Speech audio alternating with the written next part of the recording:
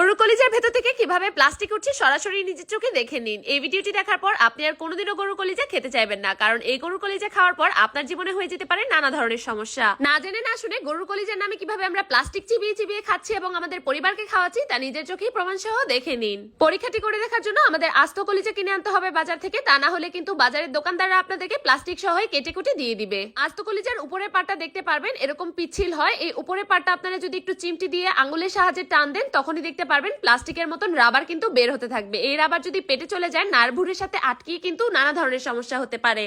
আর না জেনে না শুনে নতুন রাঁধুনিরা কিন্তু এভাবেই কলিজা কেটে কুটে দেওয়াগুলোই পরিষ্কার করে খেয়ে ফেলছেন এবং হয়ে যাচ্ছে আপনাদের নানা ধরনের অসুখ বিসুখ। কলিজাতে কিন্তু কোলেস্টেরলের পরিমাণ অনেক বেশি থাকে, এজন্যই কিন্তু অনেক সময় কলিজা খাওয়ার পর আমাদের নানা ধরনের সমস্যা হয়, গ্যাস্ট্রিক থেকে নিয়ে শুরু করে আরো ধরনের সমস্যা হয়। তাই বাজার থেকে কলিজা এনে এভাবে প্রথমে প্লাস্টিকটাকে উপরে ফেলে দিতে হবে। ডিরেক্ট গরম পানিতে যদি দিয়ে দেন এই প্লাস্টিকটা কিন্তু বের হবে না, প্লাস্টিকটা কিন্তু গলে যাবে। দেখতেই পাচ্ছেন এই পর্দাগুলোকে কিন্তু আমাদের ফেলে দিতে হবে। পর্দাটা ফেলে দেওয়ার পর কলিজার যে আসল রং সেটা কিন্তু বের হবে। উপরে পুরোটাই প্লাস্টিকের মতন পর্দাটা কিন্তু উঠানো শেষ হয়ে গিয়েছে। এখানে কিন্তু শেষ নয়, এই গরুর কলিজার ভেতর থেকে আরো কি কি বের হয় সরাসরি আপনাদেরকে দেখিয়ে দিচ্ছে। একটা প্লেটে নিয়ে এর উপরে আমি ফুটন্ত গরম পানি ঢেলে দিচ্ছি।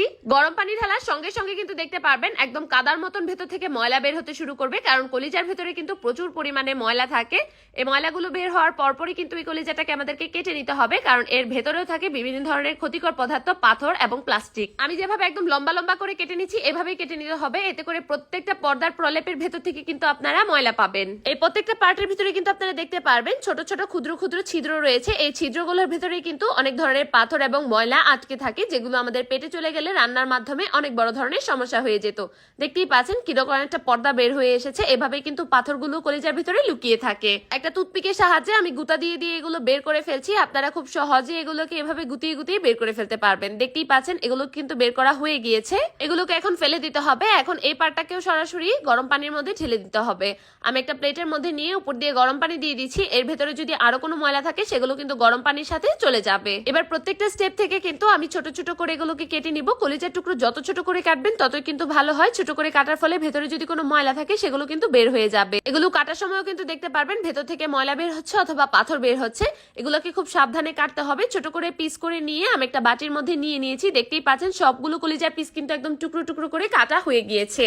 এখন কিন্তু এগুলোকে নরমাল পানি দিয়ে ধুলে হবে না, আমি সরাসরি ফুটন্ত গরম পানি এগুলোর মধ্যে ঢেলে দিচ্ছি এবং ভেতর থেকে কত পরিমাণের ময়লা বের হচ্ছে আমি চামচ দিয়ে নেড়ে নেড়ে আপনাদেরকে দেখিয়ে দিচ্ছি। এই সবগুলো ময়লা কিন্তু ফেলে দিতে হবে। 2-3 বার কলিজাগুলোকে ধোয়ার পর দেখতেই পাচ্ছেন কতটা ঝকঝকে হয়ে গিয়েছে কলিজাগুলো। এভাবেই কিন্তু কলিজাগুলো পরিষ্কার করে ফেলতে হবে। তাই এখন থেকে বাজার থেকে কলিজা কিনে আনার কোনো ভয় নেই। আপনারা কলিজা আস্তটাই কিনে এনে এভাবে কেটে কুটে বেছে পরিষ্কার করে খেতে পারবেন, তা না হলে কিন্তু হয়ে যেতে পারে নানা ধরনের সমস্যা। আর এরকম সব নিত্য নতুন টিপস পেতে আমার পেজটি ফলো করে আমার পাশেই থাকুন। ধন্যবাদ।